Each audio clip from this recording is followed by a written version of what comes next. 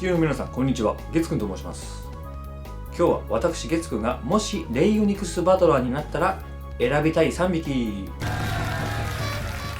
大怪獣バトルのレイ方式を採用して陸海空の3部門に分けてそれぞれがっつり選んでいきたいと思います。それでは発表します。じゃーん。陸グリーザ、海ガタノゾーバ、空グランスフィア。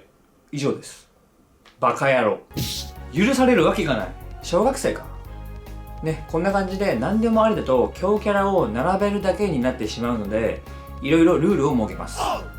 まず大怪獣バトルの世界観通りに聖人系はなしです。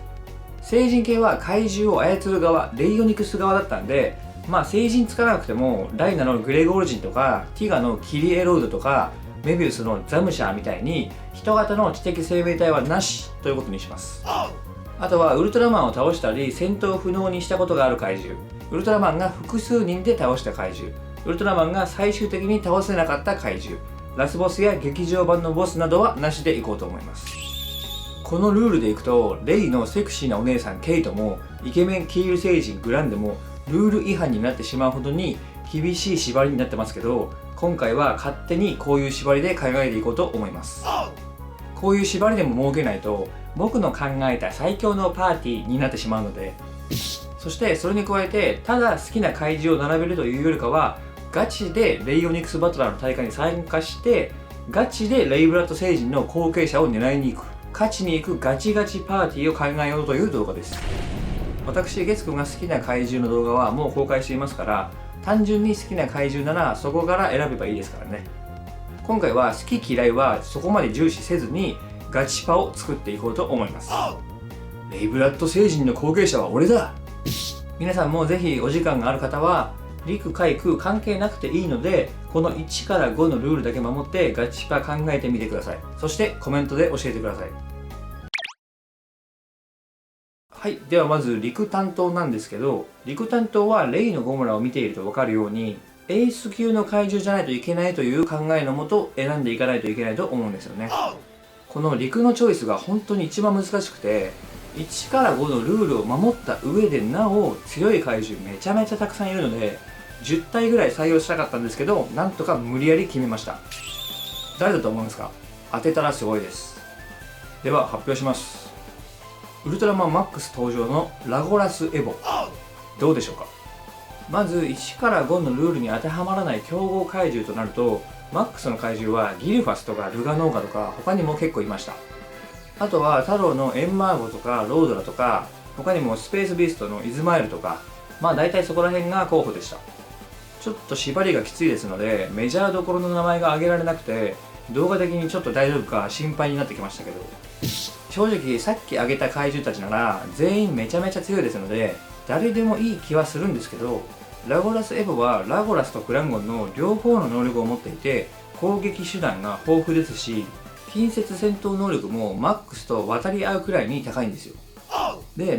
なおかつ頭もいいですので一番汎用性が高いタイプの強さなんではないかと思います。でも頭が良くて人間のことを若干見下しているというか恨んでいるようなところがあるので懐いてくれるか不安ですけど、頑張ってエースとして育てていきたいと思います。ラゴラスエボ、レイのエリキングを捕食して能力奪って三刀流や。なんか変な愛着が湧いてきました。続いて陸海空の海担当、水担当ですね。ここも悩みました。っていうのは陸と逆でガチで勝ちに行くパーティーに入れれるような強い怪獣が陸に比べて圧倒的に少なかったです。ガタノゾは選ばせろ。勝手にルールを決めて勝手に怒ってます。では発表します。月くんパーティーの海担当は帰ってきたウルトラマンに登場したバリケーン。頭を回転させて台風を起こしまくったりスペシウム光線を食べたり電撃攻撃ができたりする強豪怪獣です。いけバリケーン、レイのゴムラの目玉に塩水をぶち込めっていう指示を出したいと思います。でもこのでっかい目みたいなのは本当の目じゃないみたいですので、月くんの命令に対して命令違反とかされて怒る時にどこを見ていいのかわからないっていうのが不安です。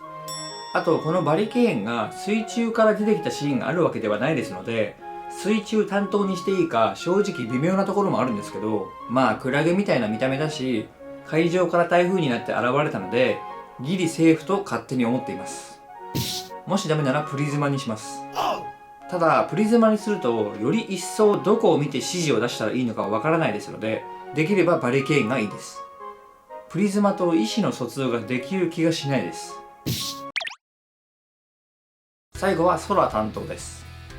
普通に空を飛べる怪獣ってたくさんいるので、こじつければ無理やり空担当にできそうだと思ったんですけど、せっかくですのでザ・空みたいな感じの怪獣にしようと思います。空も強い怪獣たくさんいるんですけど、ベムスターとかテロチルスとかメガフラシとか、一瞬おっと思ってもよく考えたらルール違反になってる怪獣が多かったんですけど、なんとか見つけました。発表します。月9パーティーの空担当はウルトラマンガイア登場のエアロバイパー、こいつに決めました。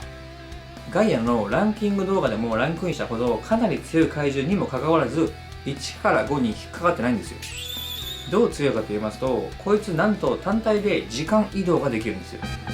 だからやられそうになったら時間を戻って相手に不意打ちとかいうクソせこいムーブが可能なんですよ。え、卑怯？知らねえよ。勝ちゃいいんだよ、勝ちゃ。なに？ EX5 モナだと？よし、エアロバイパー時間移動して EX になる前の5モナをやっつけてこい。これでレイに勝ちます。はい、こんな感じでおじさん一人でかなり楽しみながら一人でああでもないこうでもないっていろいろ考えていました。皆さんもぜひお時間ある時にでも考えてみてください。ここまで見ていただいてありがとうございました。それではさよなら。